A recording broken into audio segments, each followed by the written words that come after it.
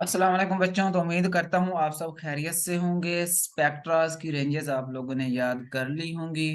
आज हम जो स्पेक्ट्रास मिलते हैं उनके ऊपर, जो स्पेक्ट्रा के ऊपर डिफरेंट फैक्टर अफेक्ट करते हैं कि उनकी जो रेंज से डिफरेंट वैल्यू थोड़ी बहुत कम या ज़्यादा आती है, वो क्यों आती है, किन फैक्टर की वजह से आती है, वो हम डिस्कस करेंगे।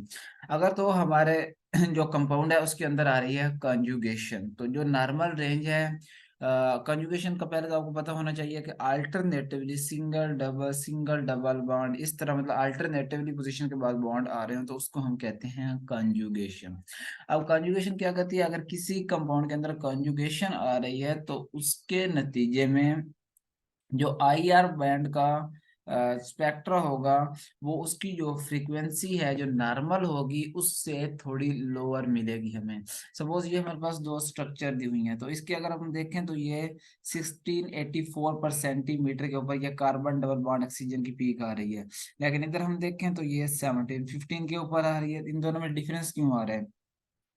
इन दोनों में अगर देखें गौर से तो यहाँ पर double bond single bond double bond, यहाँ पर कंजुगेशन हो रही है। और यहाँ पर जो है डबल सिंगल फिर सिंगल, यहाँ पर कोई कंजुगेशन नहीं है। तो इसकी जो पीक है वो ज्यादा फ्रीक्वेंसी के ऊपर आ रही है। तो इसका मतलब है कंजुगेशन जो होगी वो जो हमारी ओरिजिनल फ्रीक्वेंसी होगी उससे थोड़ी लोअर फ्रीक्वेंसी के ऊपर रेडिएशन ऑब्जर्व करेगी और हमारी फ्रीक्वेंसी को कम कर देगी। तकरीबन ये 20 से 40 पर सेंटीमीटर जो है इसकी इतनी ही कम करती है, इससे ज्यादा जो है वो कम नहीं करती। उसके बाद है इसके ऊपर अगर कोई रेजोनेंस कंट्रीब्यूटर लगे हुए हैं, सपोज हमारे पास ये NH2CH3, यहाँ पर X हमारे पास कोई भी ग्रुप है, कोई रेजोनेंस कंट्रीब्यूटर है, इधर हमने इसके ऊपर लगा दिया। रेजोनेंस कंट्रीब्यूटर क्या होते हैं? ये इलेक्ट्रॉन क्या करते हैं, उसको डोनेट करते हैं या जो है उससे इलेक्ट्रॉन गेन करते हैं। तो इनके केस में अगर हम देखें तो जो स्ट्रॉन्ग इलेक्ट्रॉन विड्रॉइंग ग्रुप है NO2 1700 के ऊपर इसकी पीक आ रही है। तो इनके केस में इस तरीके से जो पीक है वो इस रेंज के साथ थोड़ी थोड़ी जो है वो बढ़ जाएगी अगर ये लगे होंगे और कंजुगेशन भी आ रही होगी। तो अगर NH2 ग्रुप होगा तो 1677 के ऊपर पीक आएगी, CH3 होगा 1687 के ऊपर आएगी, और Cl ग्रुप है तो 1692 के ऊपर आएगी, और NO2 ग्रुप है तो 1700 के ऊपर इसकी जो है वो पीक आ रही होगी। मतलब ये जो रेजोनेंस कंट्रीब्यूटर होते हैं ये भी थोड़ी सी जो इलेक्ट्रॉन विड्रॉइंग ग्रुप होते हैं वो पीक को क्या करते हैं, इंक्रीज करते हैं, रेंज को इंक्रीज कर देते हैं फ्रीक्वेंसी की। उसके बाद अगर हम इसकी देखें ना, ये हमारे पास स्ट्रॉन्ग रेजोनेंस कंट्रीब्यूटर है, हमने पढ़ा था NH2, क्योंकि इसके ऊपर पॉजिटिव बॉन्ड और होता है। और जो हमारे पास NO2 है ये हमारे पास पुअर रेजोनेंस कंट्रीब्यूटर है। तो इसके केस में जो थी NH2 के केस में इसकी फ्रीक्वेंसी जो थी वो कम थी, 1677 के ऊपर आ रही थी, मतलब ये 1684 से भी कम आ रही थी। लेकिन इसकी जो NO2 की थी वो 700 से ऊपर आ रही थी, क्योंकि यहाँ पर दो इलेक्ट्रॉन विदड्राइंग जो है इलेक्ट्रोनेगेटिव एटम लगे हुए हैं, तो ये विदड्रॉ कर है। तो इसके नतीजे में जो फ्रीक्वेंसी है वो बढ़ेगी अगर इलेक्ट्रॉन विदड्राइंग ग्रुप होगा। अगर इलेक्ट्रॉन जो है वो डोनेटिंग ग्रुप होगा, ये थोड़ा स्टेबल हो रहा होगा जहाँ पर, तो वहां पर जो है वो पीक थोड़ी जो है वो कम हो जाएगी। इंडक्टिव इफेक्ट का इतना ज्यादा इफेक्ट नहीं होता, लेकिन अगर इंडक्टिव इफेक्ट रेजोनेंस के साथ कंट्रीब्यूट कर रहा है तो फिर उसका थोड़ा बहुत इफेक्ट होगा। तो आपने जस्ट ये याद रखना है कि जहां पर कंजुगेशन आ रही होगी, कंजुगेशन जो है उसकी जो नॉर्मल रेंज होगी उससे जो है उसको थोड़ा कम कर देगी। उसके बाद हमने स्टीरिक इफेक्ट्स देखने हैं। स्टीरिक इफेक्ट्स क्या होते हैं? मतलब दो कोई बल्कि ग्रुप एक दूसरे के आमने सामने आ रहे हैं, वो एक दूसरे को क्या कर रहे हैं, रिपेल कर रहे हैं। जब वो एक दूसरे को रिपेल कर रहे होंगे तो उसके नतीजे में जो फ्रीक्वेंसी होगी वो थोड़ी बाद में ऑब्जर्व होगी और ज्यादा मतलब उसकी फ्रीक्वेंसी क्या हो जाएगी, बढ़ जाएगी। अगर हम इन दोनों ग्रुप्स को देखें तो यहाँ पर CH3 ग्रुप नहीं लगा हुआ, यहाँ पर CH3 ग्रुप लगा हुआ है, तो ये एक दूसरे को क्या करते हैं, रिपेल करते हैं। जब ये रिपेल करते हैं तो ये बॉन्ड थोड़ा इस साइड पे चले जाएगा।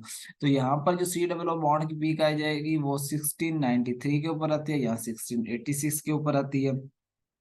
तो ये ज्यादा फ्रीक्वेंसी के ऊपर आ रही है, वो इस वजह से आ रही है क्योंकि यहाँ पर स्टीरिक इफेक्ट है। तो इसका मतलब है जहाँ पर स्टीरिक इफेक्ट भी ऑपरेट कर रहा होगा वहां पर भी पीक जो है नॉर्मल से थोड़ी आगे आएगी।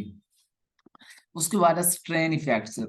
अगर यहाँ पर हम देखें तो ये तीन कार्बन के एटम है, उसके साथ ऑक्सीजन लगी हुई है, तो यहाँ पर जो है एंगल काफी बड़ा बन रहा है। अगर हम चौथा कार्बन इसके अंदर ऐड कर देते हैं तो एंगल थोड़ा कम हो जाएगा। इस तरीके से जिस तरह एक एक कार्बन हम ऐड करते जा रहे हैं, एंगल उसका जो है वो कम होता जा रहा है। जब एंगल उसका कम होता जा रहा है तो मॉलिक्यूल क्या हो रहा है, मतलब उसकी हाइब्रिडाइजेशन चेंज हो रही है, कांस्टेंट उसके ऊपर जो एक स्ट्रेन था वो कम हो रहा है। और जैसे जैसे इसका स्ट्रेन कम होता जाएगा, उसकी जो एब्जॉर्प्शन है फ्रीक्वेंसी की, वो भी क्या आती है, कम फ्रीक्वेंसी पे एब्जॉर्ब होना शुरू हो जाएगी। तो जिस जिस तरह उसका एंगल जो है वो स्टेबल होगा, उसके अंदर जो है कम फ्रीक्वेंसी रेडी के ऊपर जो है वो अब्जॉर्प्शन शुरू करता जाएगा। यहाँ पर अगर इसका एंगल ज्यादा था तो ये ज्यादा फ्रीक्वेंसी के ऊपर जो था वो अब्जॉर्ब जाके कर रहा था, फिर उसके बाद थोड़ा एंगल कम हुआ, फिर उसने कम पे अब्जॉर्ब की, उससे कम हुआ, फिर कम पे अब्जॉर्ब की, उससे कम हुआ तो उससे कम से अब्जॉर्ब किया। अगर जब हमने एक और कार्बन इसके अंदर ऐड कर दिया तो उससे भी इसने कम के ऊपर जो था फ्रीक्वेंसी के ऊपर एब्जॉर्प्शन, तो इसकी पीक C बॉन्ड की 705 के ऊपर है। तो ये कुछ इसके फैक्टर्स थे। उसके बाद हाइड्रोजन बॉन्डिंग क्या करती है। हाइड्रोजन बॉन्डिंग जो है वो दो काम करती है। एक तो जो यहाँ पर हाइड्रोजन बॉन्ड होती है, वहाँ पीक की जो ब्रॉडनेस होती है वो थोड़ी बढ़ जाती है, मतलब पीक्स में क्लियर नजर आती है, थोड़ी ब्रॉड इस तरह की पीक नजर आती है, इस तरह की पीक जहाँ पर हाइड्रोजन बॉन्डिंग हो रही होती है।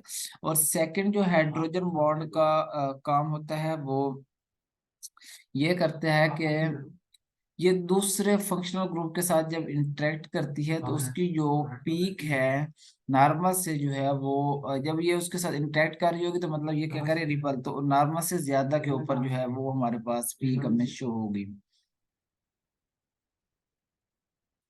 तो उसके नतीजे में ये फ्रीक्वेंसीज को क्या है, लोअर कर देगी, जल्दी से रेडिएशन जो है अब्जॉर्ब हो जाएंगी। तो अगर हम यहाँ पर देखें तो ये OH और अगर इस ऑक्सीजन के साथ इंटरेक्ट कर रहा है तो नॉर्मली जहाँ पर इसकी पीक आ रही है वो आ रही है 1701 के ऊपर इसकी पीक आ रही है। तो हाइड्रोजन बॉन्डिंग जो है वो क्या कर देगी, पीक को जो है यहाँ पर वो नॉर्मली ऑब्टेन हो रहा है उससे थोड़ा जल्दी जो है वो फ्रीक्वेंसी अब्जॉर्ब कर लेगा। तो ये हमारे पास यहाँ तक था। उसके अलावा हाइड्रोजन डेफिशिएंसी इंडेक्स जो था वो मैंने ऑलरेडी इसके ऊपर लेक्चर अपलोड किया हुआ है, वो हमारे चैनल के ऊपर मौजूद है। तो इंफ्रारेड स्पेक्ट्रोफोटोमेट्री के तो ऊपर जो हमारा बेसिक था, तकरीबन इसके ऊपर जो फैक्टर ये इफेक्ट कर रहे थे, स्पेक्ट्रास थे, इसकी बेसिक जो इंस्ट्रूमेंटेशन थी वो हमने सारी एक्सप्लेन कर दी है। तो इसके ऊपर एक छोटा सा लेक्चर और बनेगा FTIR का, तो वो हम नेक्स्ट से एक्सप्लेन करेंगे। तो तब तक आप इन चीज़ों को याद करें, और हमारे चैनल को लाइक नहीं किया, सब्सक्राइब नहीं किया तो इसको सब्सक्राइब करें, और बेल आइकन को दबा दें ताकि आपको जो नोटिफिकेशन है वो साथ साथ में मिलते रहें। Thank you so much.